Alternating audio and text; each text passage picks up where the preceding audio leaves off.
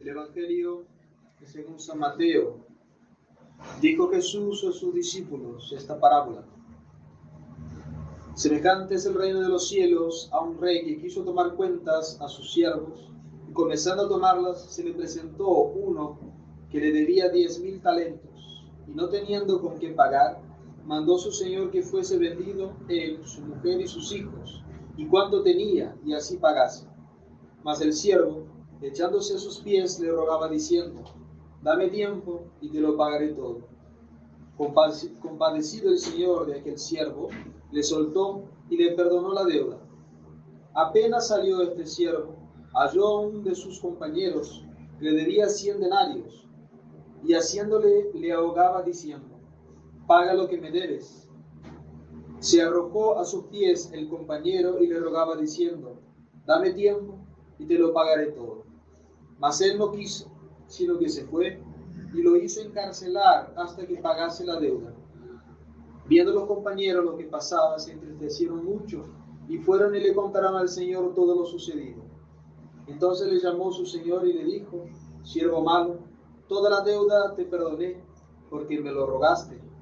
Pues no era también justo que te compadecieses de tu compañero, como yo me he compadecido de ti. E irritado el Señor, le hizo entregar a sus verdugos hasta que pagase la deuda. Así también con vosotros mi Padre Celestial hará, si cada uno de vosotros no perdona de corazón a su hermano. Pueden sentarse.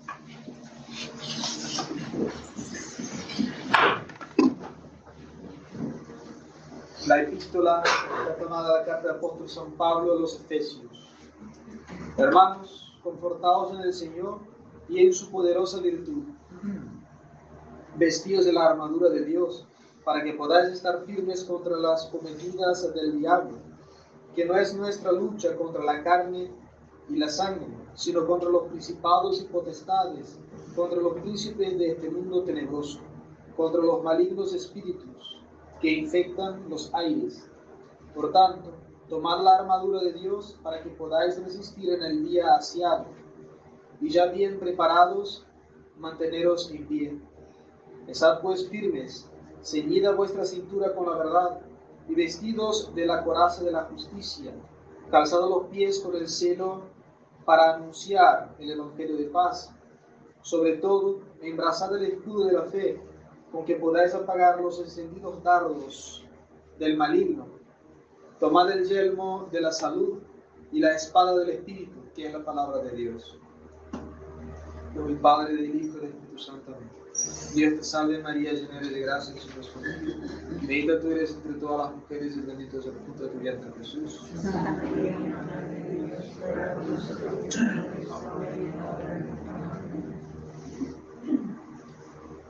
Por el Padre, del Hijo y del Espíritu Santo. Amén. El Evangelio que acabamos de rezar, que muestra el perdón que Dios concede a los hombres de buena voluntad y cómo el hombre debe retribuir en sus hermanos ese gran favor de Dios, es la escena, la representación de lo que va a ocurrir a cada hombre que pretenda honrar a Dios con sus labios, pero su corazón está en otros tesoros. Nuestro Señor Jesucristo nos enseñó a rezar el Padre Nuestro. Los discípulos le pidieron: Señor, enséñanos a rezar. Y nuestro Señor puso en pocos versos todas las cosas que nosotros debemos pedir a Dios, tanto para la vida natural como para la vida sobrenatural principalmente. En esa sublime oración vocal, la oración vocal más grande que hay, nosotros decimos cada vez: dimiti nobis de vita nostra, sicut et nos dimittimus de vitoribus nostris. Perdónanos así como perdonamos. Una responsabilidad grandísima la que nosotros adquirimos cada vez que rezamos el Padre Nuestro. Si nosotros perdonamos con mediocridad, es decir, en palabras del Evangelio, si cada uno no perdona de corazón a su hermano, tendrá una terrible suerte, porque será juzgado como juzgó, absuelto como absolvió, perdonado como perdonó.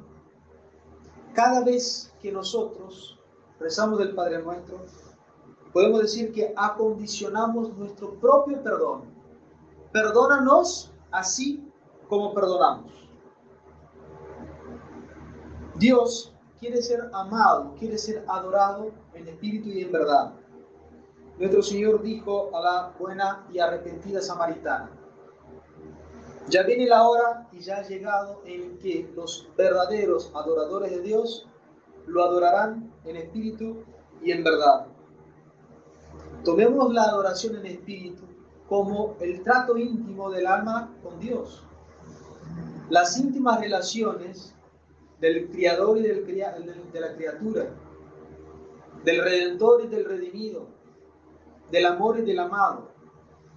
Las relaciones íntimas. Y después, el culto, la adoración en verdad, como el culto externo, principalmente el culto oficial de la Iglesia en su liturgia, que componen esas palabras santas y sagradas con las que adoramos a Dios, le agradecemos los dones recibidos, pedimos perdón por los pecados cometidos. Y si nosotros tenemos esa adoración de espíritu y en verdad, ya vamos en buen camino para no caer en el mismo error que el hombre de la parábola, no perdonar una pequeña deuda habiendo sido perdonado en tanto. Porque dice el Evangelio que el hombre fue perdonado una deuda grandísima, por ponerle números de ahora como 5 millones de pesos, más o menos se calcula eso. Y él no quiso perdonar 500 pesos. Es perdonado en 5 millones y después mete en la cárcel al que le debía 500. Es una gran ingratitud, es no ser verdadero adorador del Padre, porque no perdona como es perdonado. La oración, entonces, revestida de ese buen espíritu y hecha en la verdad, que la verdad solamente se encuentra en la Iglesia Católica, es lo que da fuerza a nuestra vida sobrenatural, a nuestra vida de oración, a nuestra vida de santidad. La santidad, ¿qué es la santidad? ¿Cómo alcanzarla? ¿Cómo vivirla? Son cosas, son preguntas que el cristiano no puede pasar su vida sin tratar de resolverlas. Nosotros fuimos creados para conocer, amar y servir a Dios, y por medio de ese conocimiento, amor y servidumbre, alcanzar la perfección. Y perfecto es gozar de Dios en el cielo por toda la eternidad. No podemos descuidar nuestra santidad sin ser tomados por Dios como malos cristianos. Según los periodos y las necesidades de la historia de la Iglesia, Dios fue enviando santos, grandes santos, que ilustraran con sus vidas, con sus luces, con sus ejemplos, la Iglesia, para mantenerla protegida de las herejías, de las persecuciones. Y así, en épocas de grandes herejías, de gran persecución intelectual, Dios suscitó a grandes doctores. Por ejemplo, San Atanasio contra los arrianos, San Efrén contra los nestorianos, que negaban la divina maternidad, San Juan Damasceno contra los iconoclastas, que querían condenar las imágenes. Y ahí va, son muchísimos los doctores que Dios suscitó para combatir la herejía. Cuando la vida interior de la Iglesia peligra, vida interior de la Iglesia quiero decir, la vida sobrenatural de los fieles está en peligro, Dios suscita a los grandes fundadores de órdenes religiosas o reformadores de ellas. Por ejemplo, San Francisco de Asís, Santo Domingo de Guzmán, porque estaban los cátaros, los albigenses, los valdenses, que pregaban una falsa virtud contra la verdad. Contra la verdad, Dios quiere ser adorado en espíritu y en verdad. Y aquellos herejes, los albigenses, etc., predicaban una vida ardua, pero decían que la iglesia era mala, y no puede serlo, no tienen verdad. Cuando Lutero levanta su falsa reforma, Dios suscita ¿a quién? A un gran San Ignacio de Loyola, fundando la Compañía de Jesús para combatir la herejía. Cuando la vida espiritual del clero estaba peligrando en la Edad Media, Dios suscita también a quienes, Santa Teresa de Jesús y San Juan de la Cruz, para precisamente elevar las almas. Dios es el ser inmutable por excelencia. Dios no se cambia. Pensar que Dios no haría lo mismo con nosotros sería una locura, una blasfemia. Porque sería pensar que nuestro Señor nos dejó huérfanos. Y Él mismo lo prometió. Nuestro Señor lo promete. No os dejaré huérfanos. Y así como Dios ayudó a la cristiandad con grandes santos en épocas de grandes peligros, así lo hizo con nosotros. Nosotros vivimos en la peor momento de la historia del mundo. Nosotros tenemos tangiblemente en la sociedad impresa la peor herejía de todos los tiempos, que es el modernismo. La inmoralidad que reina en el mundo, la apostasía casi universal, que es resultado de que en el siglo pasado también el clero se dejó llevar por los halagos del liberalismo. Todas esas cosas que nacen del modernismo, de la peor herejía de todos los tiempos. Pero Dios no nos dejó sin un gran santo que ilustrara el cómo vivir santamente. Una niña desconocida, proclamada por San Pío X, la más grande santa de los tiempos modernos. Teresita de Lisieux, Santa Teresita del Niño Jesús de la Sagrada Faz. La santa de la santidad sencilla, sin grandes prestigios de carismas, sin grandes resplandores de milagros, sino que una silenciosa y sonriente fidelidad a lo cotidiano. Un cuadro de santidad de la vida común. La cosa tan sencilla que fue llamada la infancia espiritual. Siempre que aparece una doctrina de santidad, la Iglesia lo promueve, porque precisamente lo que quiere la Iglesia es que todas sus almas lleguen a la santidad. Fíjense cuál fue el efecto de Santa Teresita, que luego de su muerte, ya San Pío X, Santa Teresita muere en el final del siglo XIX, y San Pío X es el primer papa del siglo XX. Ya poquito tiempo después de su muerte, el Papa San Pío X dice que la santa más grande de los tiempos modernos. Fíjense lo que dice Benedicto XV, que fue el Papa que reinó después de San Pío X. El camino de la infancia espiritual, en este camino está el secreto para la santidad a todos los fieles del mundo entero. El vicario de Cristo hablando. El Papa Pío XI, que dígase de paso, que Santa Teresita fue la primera bienaventurada de Pío XI, fue la primera santa que él declaró como beata, y además la primera santa que canonizó.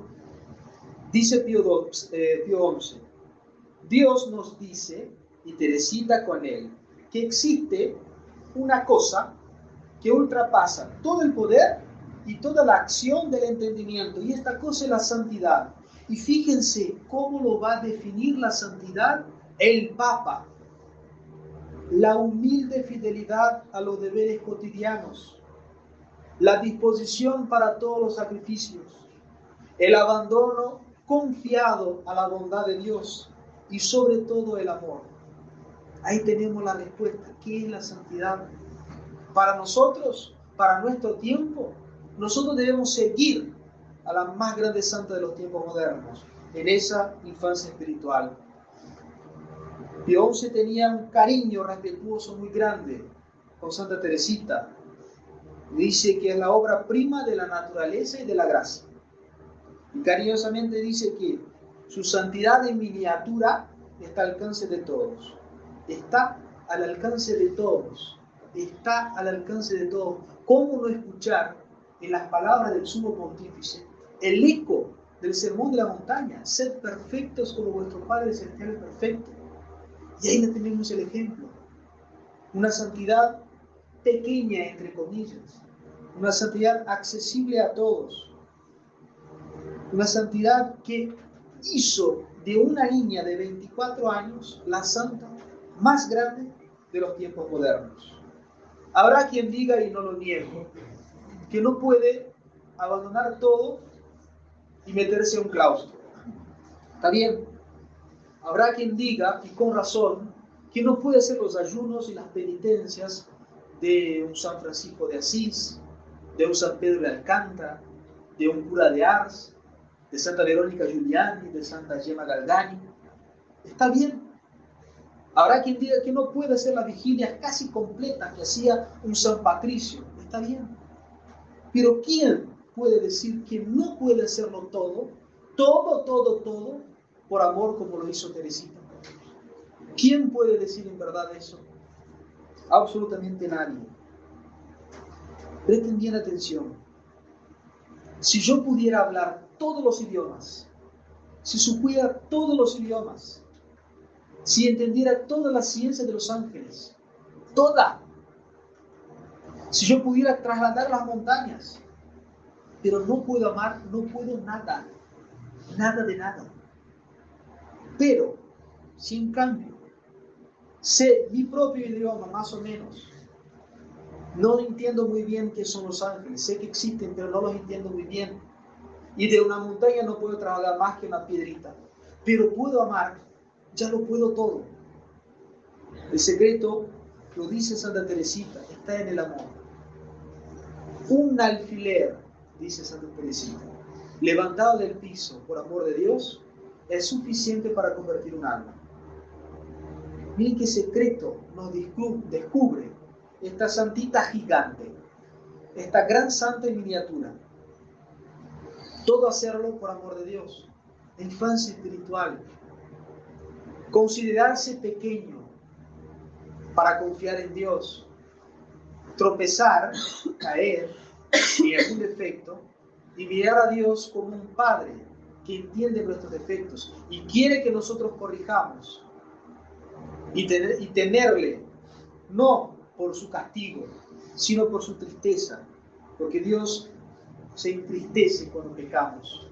Tanto es así que pasó la peor de las tristezas en el huerto de los olivos. Un hecho en la vida de Santa Teresita, en su infancia, mejor dicho, nos pone en camino para donde queremos llegar, y es que Santa Teresita del Niño Jesús, cuando tenía tan solo 13 años, sufrió una crisis de extrema sensibilidad. Santa Teresita padeció de escrúpulos. Los escrúpulos son un vicio en el alma que hace con que en el entendimiento crea que cosas pequeñitas, casi insignificantes, sean gran falta delante de Dios. Esos son los escrúpulos. La misma Santa Teresita atestigua que fue curada por nuestro Señor en la Nochebuena. Pero cuando lo cuenta, dice lo siguiente: lo que yo no hubiera conseguido en muchos años, Jesús lo realizó en un instante, contentándose con mi buena voluntad.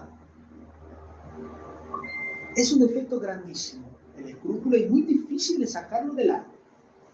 Y fíjense, Santa Teresita atestigua que confiando en Dios, poniendo de su parte solamente la buena voluntad, Dios la curó. Miren qué confianza, qué abandono. ¿Quién puede decir que no puede ser eso? Si me dicen que no pueden ayunar, está bien. Que tienen que estudiar, tienen que trabajar, no pueden hacer vigilias, lo acepto. Pero no pueden decir que no pueden hacer esto. Mejor dicho, no podemos decir que no podemos hacer eso. Santo Tomás de Aquino, el más grande teólogo y doctor de la Iglesia, y una vez se le preguntó qué es necesario para ser santo. Él dijo 3 cosas. La primera es quererlo, la segunda es seguir queriendo, y la tercera es terminar queriéndolo. Y les recuerdo lo que acabamos de decir de Pío XI. humilde fidelidad a los deberes cotidianos, disposición para todos los sacrificios, abandono confiado a la bondad de Dios y sobre todo el amor son los requisitos para esta santidad. Pero no faltará el tentador que va a querer decir: pero Santa Teresita era una carmelita, una monja de clausura.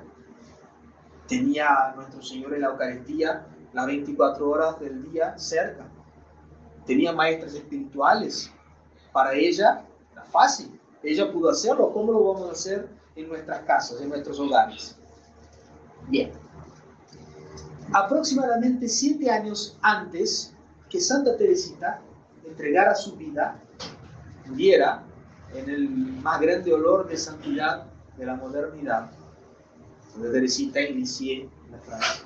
7 años antes que muriera, nacía en Corinaldo, en Italia, la tercera hija de un matrimonio llamado Luigi Goretti y Assunta Carlini. Y el nombre de esa pequeñita era el dulce nombre de María. La vida de esa jovencita no era distinta de los italianos de aquella época.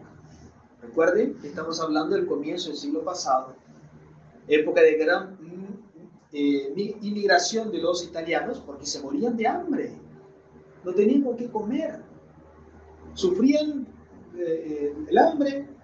Gran parte de los italianos analfabetos tenían que trabajar por miseria de dinero. Italia vivía así, y esa niña, esa María, no tuvo una vida distinta. Cuando contaba con solamente 6 años, se murió su papá y su familia tuvo que mudarse a una estancia para trabajar de servidores en una estancia y compartir una casa con otra familia. María Goretti tenía 10, 11 años y cuidaba la casa, mientras su madre, ya entrada en edad, y sus hermanos mayores trabajaban en el campo de sol a sol. Limpiaba la casa, hacía la comida, cosía la ropa y cuidaba a su hermanita más chica, solita en casa. Y no solamente a su familia, sino que además a la otra familia, que tenía un muchacho de 20 años llamado Alejandro, que vivía ahí en esa misma casa. Ese muchacho intentó varias veces contra el honor de la pequeña María, y ella fue valiente, porque desde chica, aún en las privaciones, aún en las adversidades, fue educada en el amor de Dios. Sostuvo la batalla con la frase en la boca: Dios no lo quiere. Y fue perseguida y tuvo que sufrir sola, porque estaba siendo amenazada de muerte por su agresor, porque tenía vergüenza, pobrecita, una niña de 11 años. Mire lo que sufrió. Y tanto fue su valor que entregó su vida, derramó su sangre por su honor delante de Dios, por amor de Dios. Ella decía: por favor, Dios no lo quiere, es pecado. Y no importó. El joven desgraciado, con 11 golpes de muerte, la deja tirada al piso. ¿Y ella qué hace? Se da vuelta y le dice: Alejandro, te perdono. ¿Eso no es gran santidad? Una niña de 11 años. Y eso le valió 3 golpes más.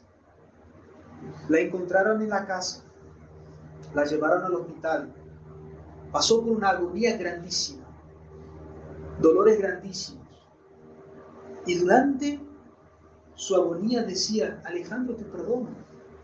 Y a los enfermeros les dijo: lo quiero ver a Alejandro en el cielo, perdonando a su agresor. Perdona nuestras deudas así como nosotros perdonamos a nuestros deudores. Una niña de 11 años, gran santa, nos enseña a perdonar.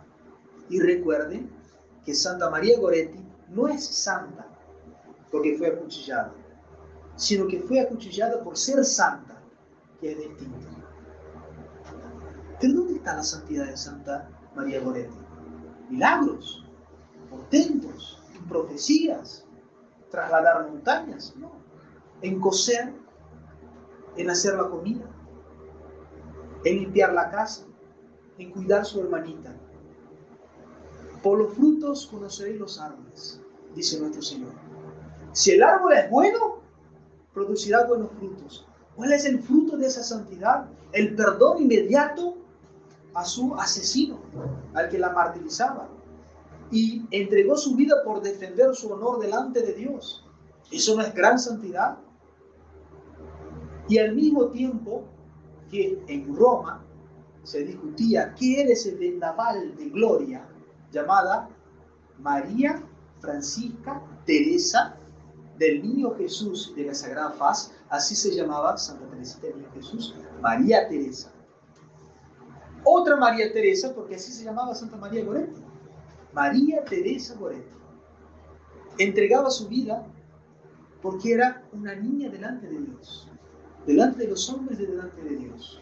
Se santificó con la infancia espiritual, amando a Dios en todas las cosas cotidianas.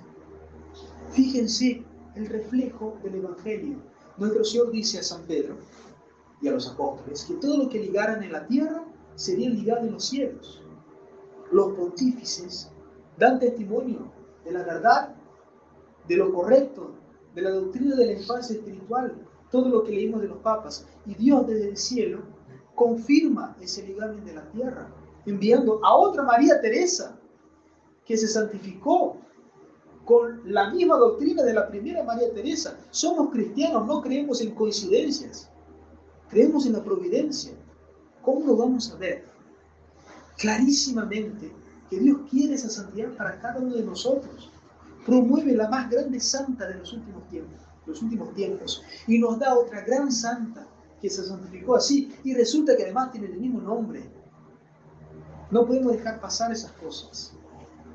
Somos cristianos y debemos alcanzar la santidad. Vamos a pedir entonces a la Santísima Virgen María que nos haga niños delante de Dios, en el buen y cristiano sentido de la palabra. Un completo abandono a Dios nuestro Señor. Confianza grandísima en su bondad. Creer que es bueno y todo lo que sucede para bien de las almas. Ser niños al punto de cuando uno tropieza, mira a su Padre con ojos contritos, pero creyendo que va a venir el perdón infaliblemente. Y así, en lo sencillo, en lo cotidiano, alcanzaremos esa santidad promovida por Santa Teresita del Niño Jesús y Santa María Goretti. Ave María Purísima. Sí, Padre.